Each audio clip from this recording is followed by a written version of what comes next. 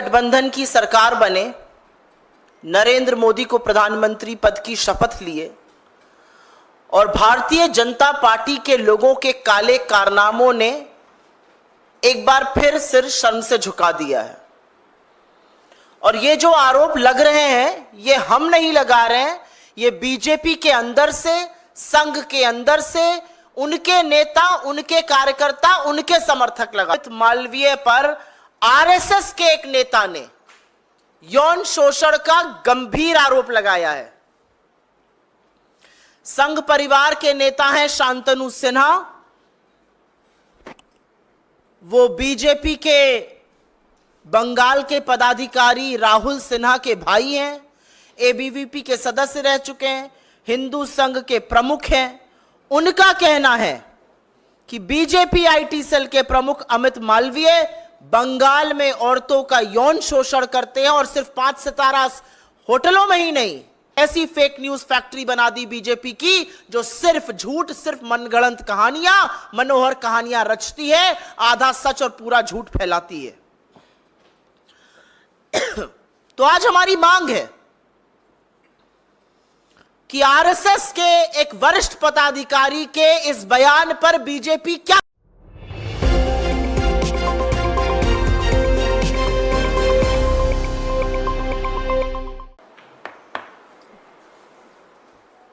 ND गठबंधन की सरकार बने, नरेंद्र मोदी को प्रधानमंत्री पद की शपथ लिए और भारतीय जनता पार्टी के लोगों के काले कारनामों ने एक बार फिर सिर शर्म से झुका दिया है। और ये जो आरोप लग रहे हैं, ये हम नहीं लगा रहे हैं, ये बीजेपी के अंदर से, संघ के अंदर से उनके नेता, उनके कार्यकर्ता, उनके समर्थक लगा रहे हैं।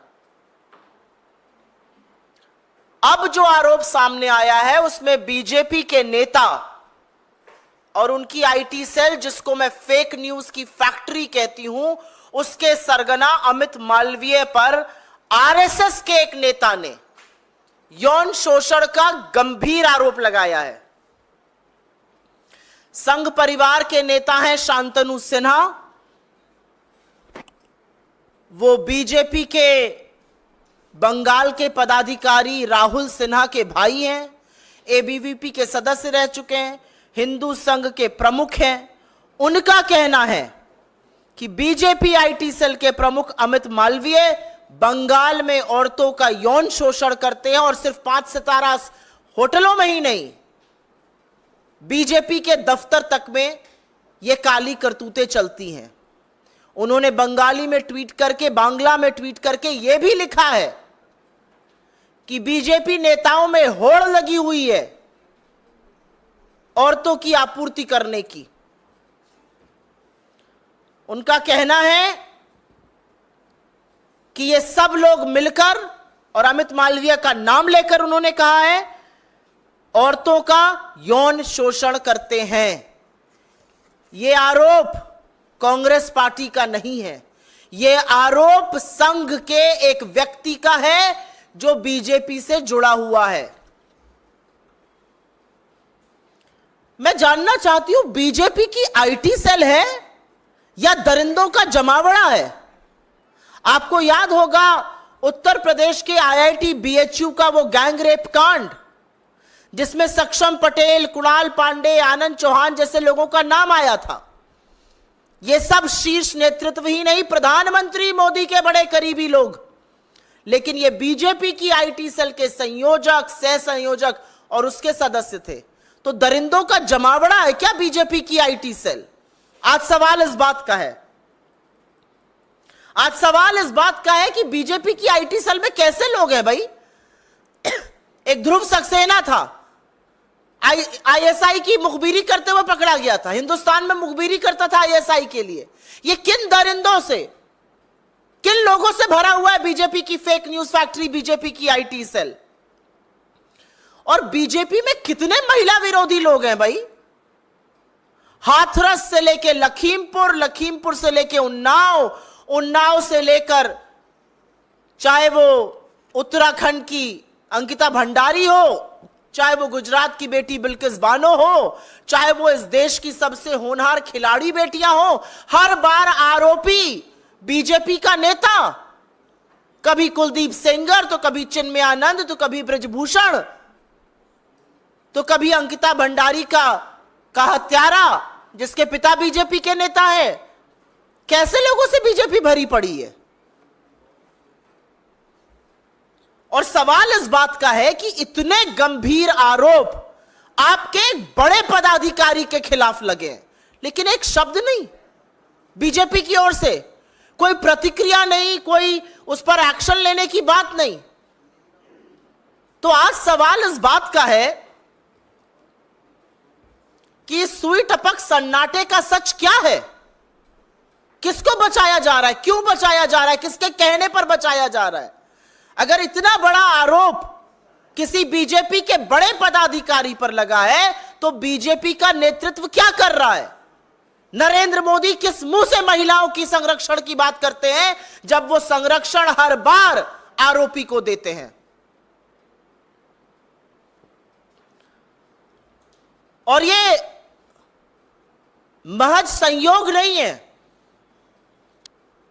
महज संयोग नहीं है कि फिर से यौन शोषण का आरोप एक ऐसे व्यक्ति पर लगा जो सत्तारूढ़ दल में एक बड़े पद पर बैठा है, जो प्रचार प्रसार का एक तरह से प्रमुख है, जो नैरेटिव बनाता है। इस व्यक्ति ने अपना इतिहास इनका खखोल लीजिएगा, इतने ऐसे व्यक्ति को ऐसे पद पर बिठाना यह बीजेपी का नैतिक दिवालियापन दिखाता है। यह वो व्यक्ति है जिसने खुलेआम पोर्नोग्राफी की बात करी है।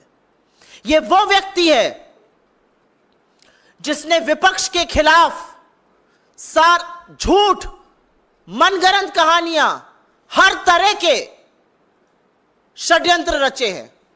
राजनीतिक प्रतिद्वंद्विता को किनारे रखकर इसने देश के प्रथम प्रधानमंत्री पंडित नेहरू तक को नहीं बख्शा। उनकी अपनी बहन और भतीजियों के साथ की फोटो को इसने दुष्प्रचार करके चलाया, लांछन लगाए। इस आदमी ने राहुल गांधी के बयानों को काट छाट कर उनकी छवि धूमिल करने का कुत्सित प्रयास किया। इस व्यक्ति ने तमाम मर्यादाओं को लांघते हुए सोनिया जी के खिलाफ, विपक्ष के तमाम नेताओं के खिलाफ दुष्प्रचार किया। कोई राजनीतिक मर्यादा, कोई राजनीतिक शुचिता इस आदमी ने नहीं रखी और एक ऐसी फेक न्यूज फैक्ट्री बना दी बीजेपी की, जो सिर्फ झूठ, सिर्फ मनगढ़ंत कहानियां, मनोहर कहानियां रचती है, आधा सच और पूरा झूठ फैलाती है। तो आज हमारी मांग है कि आरएसएस के एक वरिष्ठ पदाधिकारी के इस बयान पर बीजेपी क्या कर रही है। हमारी मांग है कि एक निष्पक्ष जांच हो। हमारी मांग है कि सच सामने आए और हमारी मांग है कि जब तक जांच पूरी तरह से कार्रवाई ना हो जाए, सत्तारूढ़ दल के इतने बड़े पद पर एक ऐसा व्यक्ति नहीं बैठ सकता है जिस पर इतने बड़े यौन शोषण के गंभीर आरोप लगे हैं। मैं पूछना चाहती हूं, मंत्रालय आवंटन तो अभी बाकी है, लेकिन क्या कोई नया बाल विकास मंत्री जो भी बनेगा या बनेंगी, वो भी पहले वाली की तरह आंखों पर पट्टी और मौन व्रत रख लेंगी? इस देश में राष्ट्रीय महिला आयोग तो है, वो सिर्फ विपक्ष में जब कुछ होता है तो जागती हैं। इसका स्वतः संज्ञान नहीं लीजिएगा, नहीं जाइएगा कोलकाता, नहीं कीजिएगा कार्रवाई। आप महिलाओं के संरक्षण, उनके अधिकार, उनके सामर्थ्य, उनके संबल के लिए है, लेकिन आपने सिर्फ गंदी घिनौनी राजनीति की है। आज भी वक्त है, जाग जाइए। मेरा अपना मानना है कि कठोर कदम उठाने चाहिए भारतीय जनता पार्टी को। हम मांग करते हैं निष्पक्ष जांच हो, और वो तभी संभव है जब इतने प्रभावशाली पद से वो व्यक्ति हटाया जाएगा, और ऐसे व्यक्ति को सजा भी मिलनी चाहिए, और उनको अपने पद पर बने रहने का कोई नैतिक अधिकार नहीं है। I will very briefly make a statement in English. It has come to light not by us, it has come to light by members of the Rashtriya Swayamsevak Sangh who are on record. A gentleman by the name of Shantanu Sinha, related to Rahul Sinha, an office bearer of the BJP in Bengal, a member of the ABVP, a prominent member of the RSS there, has said that the BJP IT cell head, the fake news factory that Mr. Amit Malviya runs, he has alleged that Mr. Amit Malviya has indulged in nefarious activities.